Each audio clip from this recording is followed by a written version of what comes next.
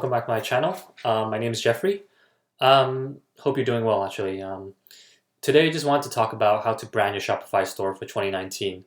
I think this will really benefit you in the long run and to differentiate yourself with the other competitors out there, even though you're running the same products, even with different stores. So let's get right to it.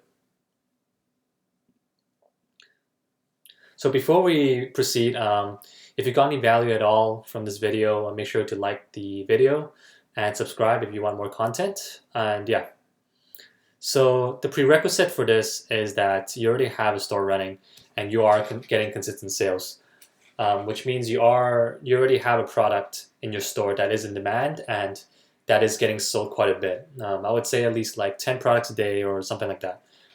You're kind of in the middle of scaling a product and working, you already have a system and a supplier in place. So first of all, we just want to talk about branding. What is branding exactly? Well, according to the American Marketing Association, a branding is a name, term, design, symbol, or any other feature that identifies one seller good or service as distinct from those of other sellers. So basically you can have, a few companies selling the same product, but what differs from each of them is having their own unique brand. And this is where you really ultimately differentiate yourself from other competitors and demand a higher price for your product as well. And yeah, this is why we need branding and how important it is if you want to sustain your business. So first of all, we want to ask ourselves, why do you need to start branding? Here I have an example of Gymshark. It's a very popular athleisure / gym wear that's been growing in popularity for the past couple of years. It's growing in numbers, especially in social media on Instagram and Facebook. So this is a really good example of good branding, Gymshark, and this is what you want to mimic. So why do you need to start branding? The first point here we have is, because dropshipping, especially AliExpress dropshipping, is getting increasingly competitive. And one way to really differentiate yourself is to have that branding in place, to have your own logo and things like that. We can get into the details later, but ultimately you want to have something that that you can separate yourself from other people, so that you're unique as your own and people can identify with your particular store or website or brand. So the second point here is branding will allow a higher price. You can demand a higher price, because of your perceived value. You have higher perceived value, and that ultimately means that you have better margins for your products, and that means better net, like more take-home money, and then more room for your ads to scale. Especially if you have a winning product, you want to scale your product with different ad platforms, especially Facebook. You would want to have more room for scaling and more room and money to work with. And having that higher price will be a good cushion for that. So right here, hold on a second. So the other point is people who buy from you can identify with your brand, in terms of like the lifestyle or the overall vibe of the products. So as opposed to having a general store, people just in it for the products, having a brand vibe and brand feel can definitely mean that people can, resonate with your lifestyle, your brand image, your lifestyle that you're trying to convey, the overall vibe of the store, as well as the products itself. So it's definitely a good way to go if you want to keep those loyal customers around and increase your customer lifetime value. So the other point is it can increase in credibility. It's going to make your store much trustworthy, and it's going to increase the social proof. Especially if you have all the branding materials in place, then not only can you demand a higher price, but also tell people that you're a legitimate business and you want to do business with them and provide as much value to them as much as possible. So having that credibility is really important to not only keep your customers, your existing customers, but also acquiring new customers through your advertisements as well.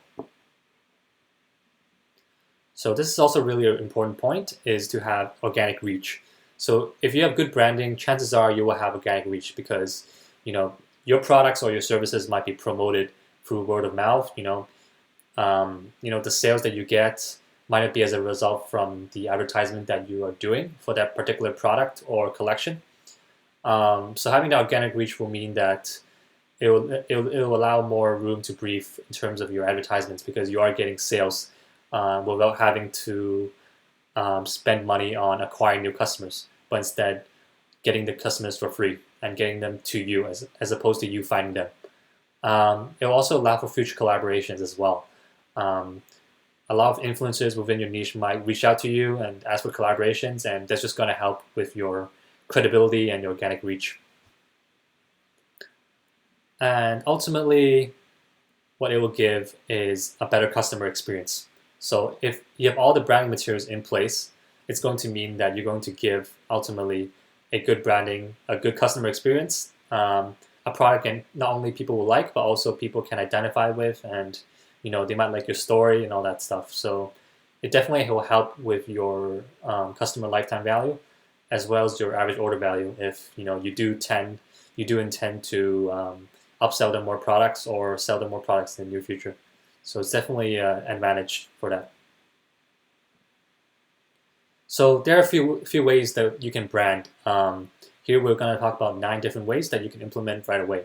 So here I have a screenshot of H&M's Instagram channel, Instagram page, and you can tell they are quite popular in this platform. You can see that they have 26.7 million views, followers, and I'm sure each of their posts have a lot of engagement. So this is definitely what you want to aspire to have, and you can also notice that there's a lot of consistency in their photos and videos. So we'll talk about that in a second as well. So the first thing that you should include and should consider for branding is to have a proper logo in place.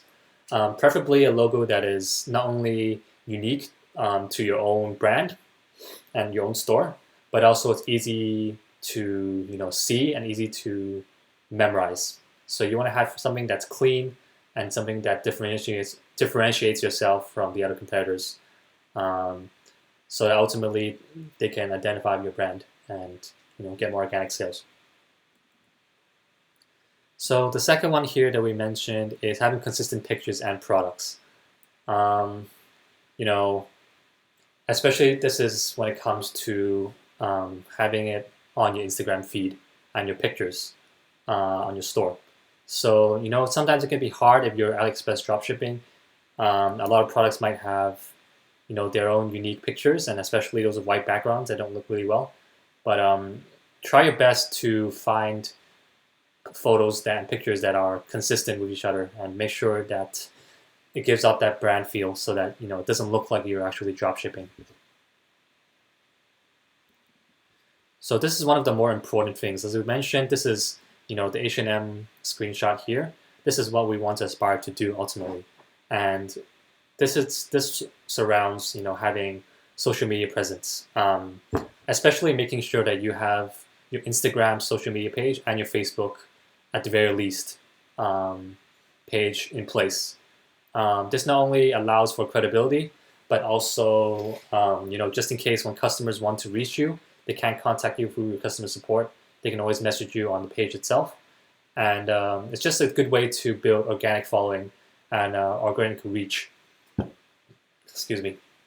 So that's definitely what you want to include in the long term, in the long term and short term, if you want to succeed, is to grow that brand presence, grow that social media presence, and have a group of loyal followers who will, support you along the way and like your photos and engage with your photos.